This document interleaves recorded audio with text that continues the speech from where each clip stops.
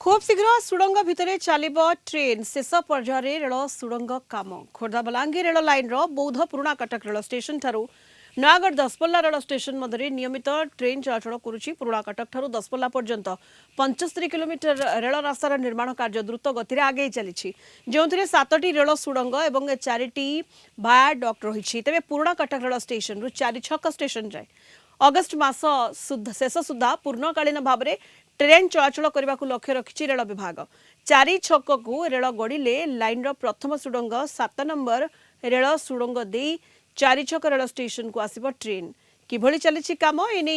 सूचना देइछंती आम बौद्ध जिला हरभंगा रिपोर्टर हिमांशु शेखर साहू। खूब शीघ्र रेल सुड़ंग भितर गड़िबा जाउची train Khordha Balangir rail line Boudh जिलार पुराणा कटक रेल स्टेशन ठारू एवं नयागढ़ जिलार दसपल्ला रेल स्टेशन ठारू नियमित ट्रेन चलाचल करुवा बेले पुराणा कटक रेल स्टेशन ठारू दसपल्ला रेल स्टेशन पर्यंत पाखापाखि 75 किलोमीटर रेल रास्ता काम द्रुत गति आगे चली 75 किलोमीटर रेल रास्ता भितर 7टी रेल टनेल एवं 4टी छोट बड़ भायाडक रही खूब शीघ्र 4 छक रेल स्टेशन को गड़िबा जाउची ट्रेन जहाँफल 7 नंबर आप देखुवा ये टनेल हूँ